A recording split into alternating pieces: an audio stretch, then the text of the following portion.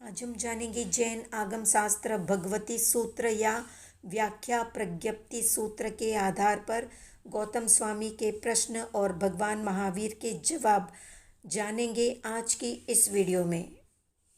तो पहला प्रश्न गौतम भगवान महावीर से करते हैं कि भगवान जम्बूद्वीप के अंतर्गत भरत क्षेत्र में इस अवसर्पिणी काल में आप देवानुप्रिय का पूर्वगत श्रुत कितने काल तक स्थायी रहेगा।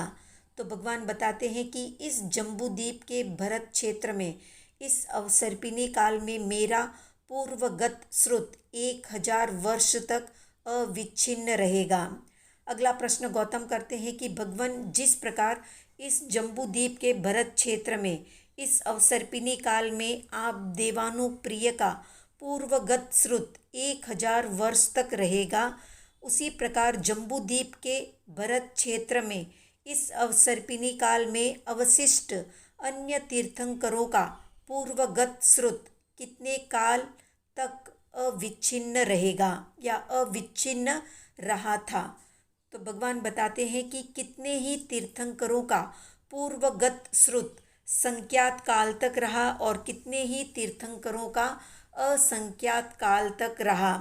अगला प्रश्न गौतम करते हैं कि भगवान जम्बूद्वीप के अंतर्गत भरत क्षेत्र में इस अवसर्पिणी काल में आप देवानुप्रिय का तीर्थ कितने काल तक अविच्छिन्न रहेगा।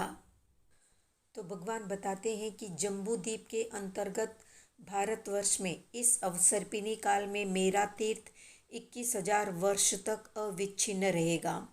अगला प्रश्न गौतम करते हैं कि भगवान जिस प्रकार जम्बूद्वीप के अंतर्गत भारतवर्ष में इस अवसर्पिणी काल में आप देवानुप्रिय का तीर्थ 21,000 वर्ष तक रहेगा, उसी प्रकार जम्बूद्वीप के अंतर्गत भारतवर्ष में भावी तीर्थंकरों में से अंतिम तीर्थंकर का तीर्थ कितने काल तक अविच्छिन्न रहेगा। तो भगवान बताते हैं कि कौशालिक यानी कौशल देश में उत्पन्न ऋषभदेव अरिहंत का जितना जिन पर्याय है उतने 1000 वर्ष कम 1,00,000 पूर्व वर्ष तक भावी तीर्थंकरों में से अंतिम तीर्थंकर का तीर्थ रहेगा। पूर्वश्रुत वो है जो अति प्राचीन है इन सभी शास्त्रों में, जो बहुत पहले का है। विशिष्ट श्रुत ज्ञानी या अतिशय ज्ञानी ही जिसकी वाचना दे सकते हैं, और वो पूर्व श्रुत 14 प्रकार का होता है। उत्पाद पूर्व, अग्रायनी पूर्व आदि।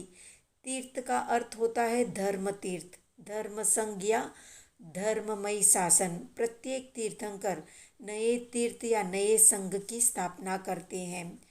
भगवान महावीर का पूर्वगत श्रुत 1000 वर्ष तक अविच्छिन्न रहेगा, जबकि अन्य तीर्थंकरों में से कई तीर्थंकर यानी पार्श्वनाथ आदि का पूर्वश्रुत संख्यात काल तक रहा था और कई जैसे ऋषभदेव आदि तीर्थंकरों का पूर्वश्रुत असंख्यात काल तक रहा था।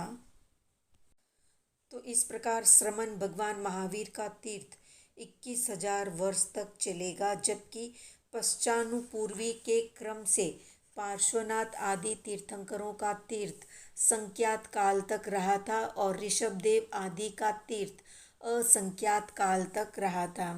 अगला प्रश्न गौतम भगवान से करते हैं कि भगवान तीर्थ को तीर्थ कहते हैं या तीर्थंकर को तीर्थ कहते हैं।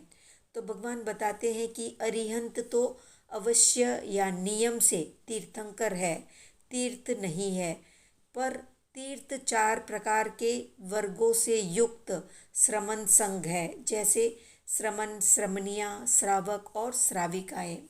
अगला प्रश्न गौतम करते हैं कि भगवान प्रवचन को ही प्रवचन कहते हैं या प्रवचनी को भी प्रवचन कहते हैं। तो भगवान बताते हैं कि अरिहंत तो अवश्य या निश्चित रूप से प्रवचनी है, प्रवचन नहीं है, पर द्वादशांग गणिपीठक प्रवचन है, जैसे आचारांग, सूत्रकृतांग से लेकर दृष्टिवाद तक। संघ को तीर्थ कहते हैं, वो ज्ञान आदि गुणों से युक्त होता है। तीर्थंकर स्वयं तीर्थ नहीं होते, वे तीर्थ के प्रवर्तक या संस्थापक होते हैं। जिसमें श्रमण आदि 4 वर्ण या 4 वर्ग हो वो चतुर्वर्ण।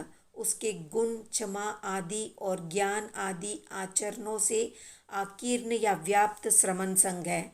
चतुर्वर्ण से ब्राह्मण आदि 4 वर्ण यहाँ पर नहीं बताया गया है, बल्कि श्रमण, श्रमणी, श्रावक, श्राविका रूप चतुर्वर्ण या चतुर्तीर्थ।